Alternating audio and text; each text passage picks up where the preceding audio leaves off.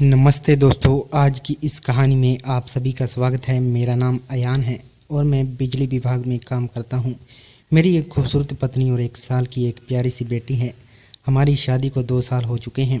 देखा जाए तो हमारा प्रेम विवाह हुआ था, इसलिए शादी से पहले से ही मेरी पत्नी के घर आना जाना लगा रहता था। मेरी पत्नी का परिवार छोटा है। उनकी माँ पिता और एक छोटी बहन, उसकी छोटी बहन से तो मैं शादी से पहले ही काफ़ी घुल मिल गया था। ससुर जी रिटायर्ड पुलिस वाले हैं, सासू माँ गृहिणी हैं और साली मंगलौर में एमबीबीएस कर रही है। ससुर जी के रिटायरमेंट के बाद जो पैसा मिला उसे समझदारी से उन्होंने निवेश किया, जिससे घर की स्थिति काफ़ी अच्छी हो गई। अब वे अपने एक दोस्त के साथ साझेदारी बिजनेस करते हैं, इसलिए दिन भर व्यस्त रहते हैं।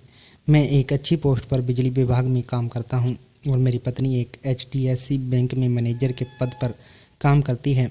हमारी बेटी की देखभाल की जिम्मेदारी मेरी सासू माँ ने खुद ही उठा ली थी।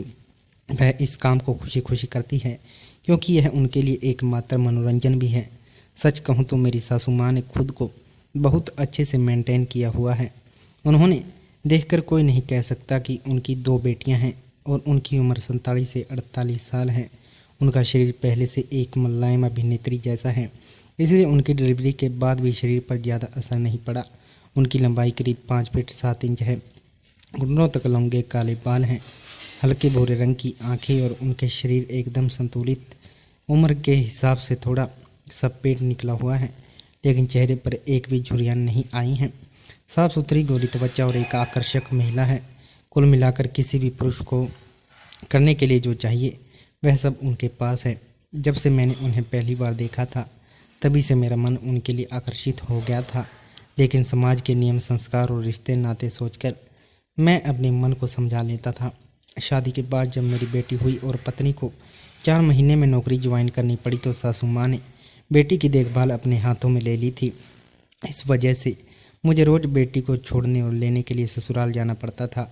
इस बहाने मुझे सासू माँ से मिलने का मौका भी मिल जाता था। उनसे रोज़ मिलने और बातचीत करने के बाद मेरे अंदर दबे हुए विचार फिर से उभरने लगे थे। तब मैंने ठान लिया था कि एक दिन उनसे अपने मन की बात जरूर करूँगा। कई दिनों तक मैंने कोशिश किया, लेकिन हिम्मत नहीं जुटा पाया। इसी बीच ससुर जी के किसी रिश्तेदार का निधन हो गया और उन्हें 7 दिन के लिए बाहर जाना पड़ा। बेटी भी उनके साथ चली गई और घर में सिर्फ मैं और मेरी सासू माँ रह गए। विधि के विधान दिन मुझे और पत्नी को छुट्टी लेनी पड़ी। कार्यक्रम के बाद बच्चा हुआ। खाना घर के ले जाने के लिए डिब्बों की ज़रूरत थी और यह काम मुझे और सासू माँ को करना था। हम डिब्बे में लेने में घर गए। सासू माँ को पता था कि घर में क्या क्या और कहाँ पर रखा है। डिब्बे उठाने के दौरान मैंने अचानक किचन में ज़ोर से गिरने की आवाज़ सुनी। तब मैं दौड़कर देखा तो सासू माँ ज़मीन पर गिरी हुई थी। तब वे अलमारी पर रखे डिब्बे उतारने की कोशिश में वह गिर गई। उनके पैर में चोट आ गई थी, जिससे चलने में दिक्कत हो रही थी। तब मैंने उन्हें सहारा देकर उठाया और बाहर के कमरे तक ले गया। इस दौरान कई बार हमारा हाथ एक दूसरे के टकराया, जिससे मेरे अंदर भावना जाग उठी।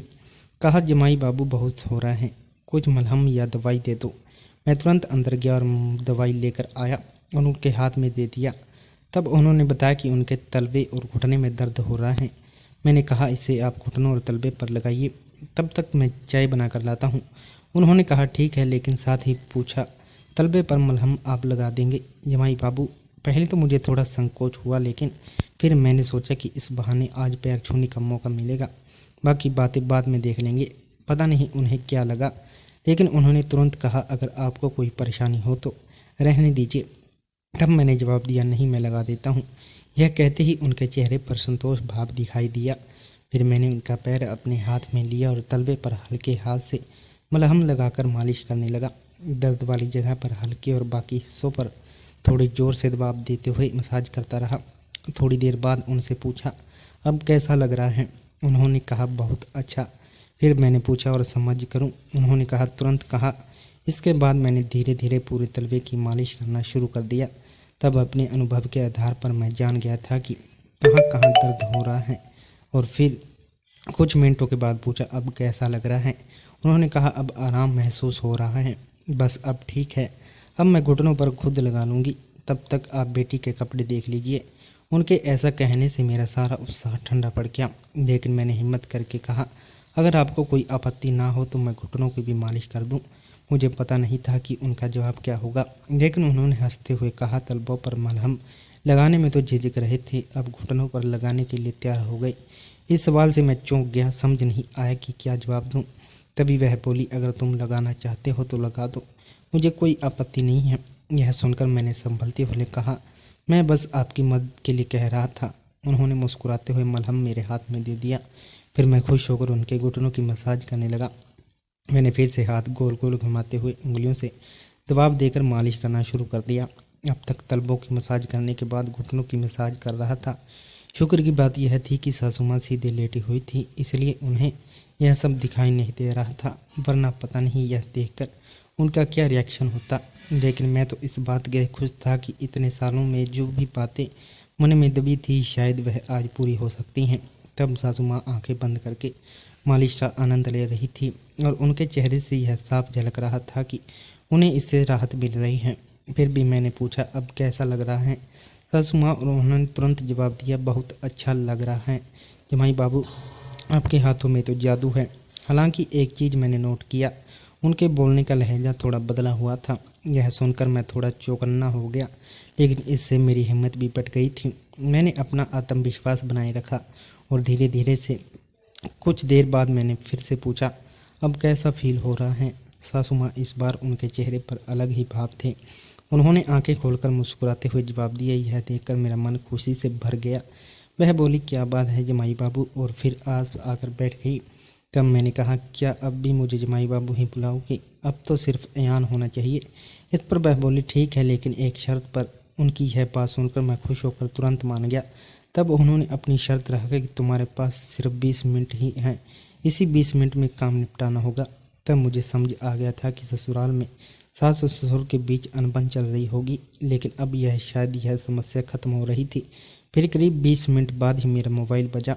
तब मैंने उठकर देखा तो मेरी पत्नी का फ़ोन था। उसने पूछा, कितनी देर और लगेगी दफ्तर से निकलने में? हमें करीब 2 घंटा हो गया है। तब मैंने कहा, बस 5 मिनट में पहुंच रहा हूं, और फ़ोन काट दिया। इसके बाद हमने जल्दी से नहा धोकर तैयार होकर वहां से निकलने का फैसला किया। सासू माँ की मुस्कान और उनके बदले हुए भाव मेरे मन में कई सवाल छोड़ गए थे, लेकिन उस पल मैंने सब कुछ पीछे छोड़ते हुए सिर्फ उनकी खुशी और राहत को महसूस किया। हम दोनों तैयार होकर निकलने लगे। दरवाज़ा बंद करने से पहले उन्होंने मेरी तरफ देखा और कहा, अयान, आज तुमने जो भी किया वह किसी ने कभी नहीं किया। तुम्हारी यह एहसान मैं ज़िंदगी भर नहीं भूलूंगी। उनकी बातों में एक गहराई थी जो मुझे सोचने पर मजबूर कर गई। मैंने हल्की मुस्कान के साथ कहा, अरे इसमें एहसान की क्या बात है सासू माँ, आपको खुश रखना यह तो मेरा फ़र्ज है।